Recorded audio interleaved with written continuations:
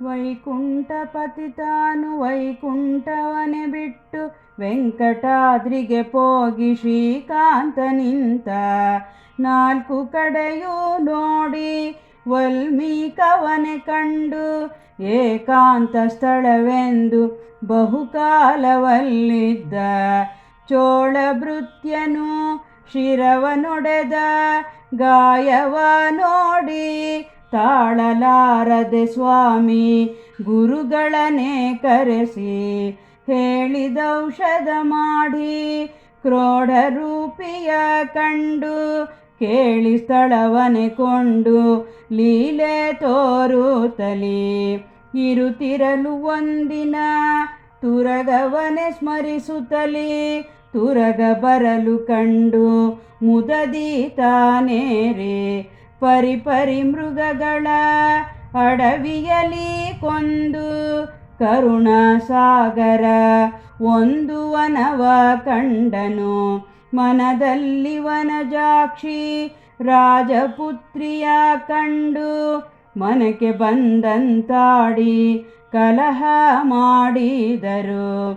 ಮನಸಿಜ ತಾನು ಅಶ್ವವ ಕಳಕೊಂಡು ಘನವಾದ ಗಿರಿಯೇರಿ ಮಲಗಿದ ಹರಿಯೋ.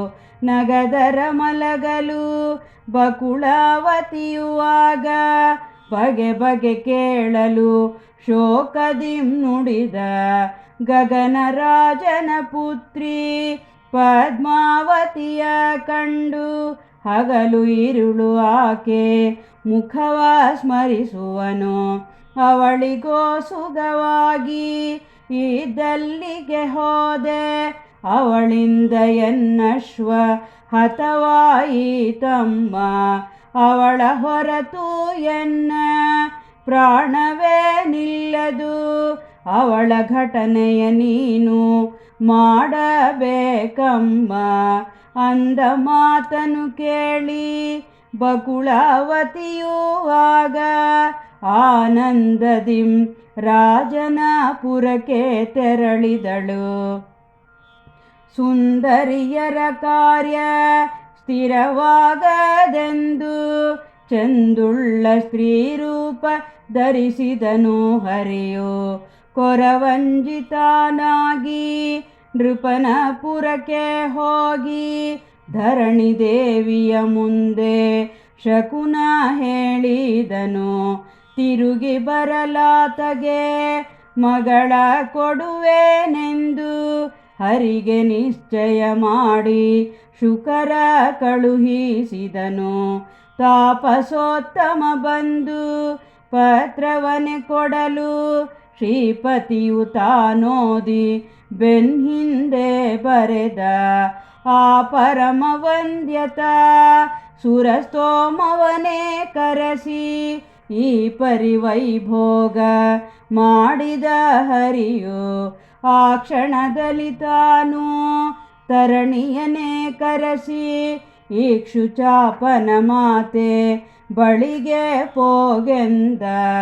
ತಕ್ಷಣದಲ್ಲಿ ಸೂರ್ಯ ಹೋಗಿ ನಿಲ್ಲಲು ಹರಿಯ ಆ ಕ್ಷೇಮವನೆ ಕೇಳಿ ತೆರಳಿದಳು ಬೇಗ. ಬಂದ ಸತಿಯಳ ಕೂಡಿ ಮಂದಿರಕ್ಕೆ ಪೋಗಿ ಹಿಂದೆ ಹೇಳಿದ ವಾಕ್ಯ ನಡೆಸೆಂದ ಹರಿಯು. ಸಂದೇಹವಿಲ್ಲದೆ ಸ್ವಾಮಿ ನಡೆಸೆಂದು ಇಂದಿರಾದೇವಿಯು ನುಡಿದಳು ಹರಿಗೆ. ಸ್ವಸ್ತಿ ವಾಚನ ಮಾಡಿ ಕುಲದೇವರನಿಟ್ಟು ಪ್ರಸ್ಥವ ಮಾಡಿದ ದ್ವಿಜರ ಸ್ತೋಮಕ್ಕೆ. ಮರುದಿನ ಲಕ್ಷ್ಮೀಶ ರಾಜನಪುರಕ್ಕೆ ಸುರಸ್ತೋಮವನೆ ಕೂಡಿ ತೆರಳಿ ಬಂದ. ಬರುವ ಕೃಷ್ಣನ ಕಂಡು ಶುಕಮುನಿ ಸ್ತುತಿಸಿ ಹರಿಗೆ ಭೋಜನವನ್ನು ಮುದದಿ ಮಾಡಿಸಿದ.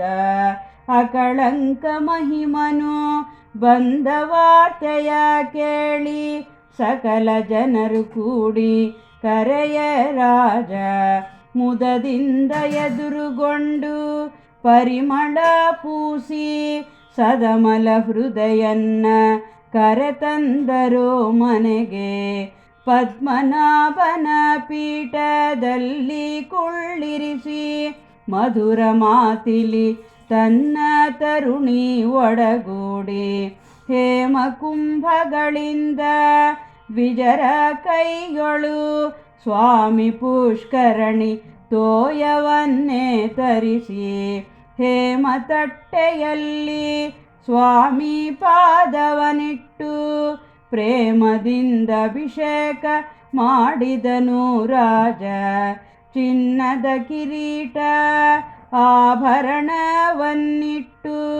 ಕನ್ಯಾದಾನವ ಮಾಡಿ ಧನ್ಯನಾದ. ತನ್ನ ಮಗಳನೇ ಶ್ರೀನಿವಾಸನಿಗೆ ಒಪ್ಪಿಸಿ ಉನ್ನತ ಪದವಿಯ ಚೆನ್ನಾಗಿ ಪಡೆದ. ಮಾವನಪ್ಪಣೆಗೊಂಡು ಮೈದಗೋಸ್ತ್ರವ ಕೊಟ್ಟು ಭಾವಶುದ್ಧದಿ ತನ್ನ ಮಾವಗೊಂದಿಸಿದ. ಯಾವಾಗ ಕರೆದರೂ ಬರುವೆನು ನಾನೆಂದು ಪಾವನ್ನ ಮಾಡೆಂದು ಧರಣಿಗೊಂದಿಸಿದ. ಅಷ್ಟಗೋಪುರ ಏರಿ ಕಣ್ಣಿಟ್ಟು ನೋಡುತ್ತಲಿ ಎಷ್ಟು ಹೇಳಲಿ ಈಕೆ ಸುಕೃತ ಫಲವೆಂತೋ. ಅಜರುದ್ರ ಮೊದಲಾದ ಸುರರು ದ್ವಿಜರೆಲ್ಲ ಸುಜನರಂದಣವೇರಿ ಪುರಕ್ಕೆ ಸಾಗಿದರು. 6 ತಿಂಗಳು ಮೀರಿ ಗಿರಿಗೆ ಹೋಗುವೆನೆಂದು ಧೀರತ ನಿಂತಾನೆ ಕುಂಭಜರಾಶಮದಿ.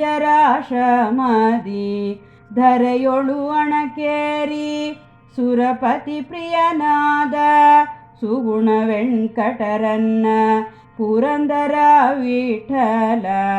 ಧರೆಯೊಳು ಅಣಕೇರಿ ಸುರಪತಿ ಪ್ರಿಯನಾದ ಸುಗುಣ ವೆಂಕಟರನ್ನ ಪುರಂದರ ವಿಠಲ.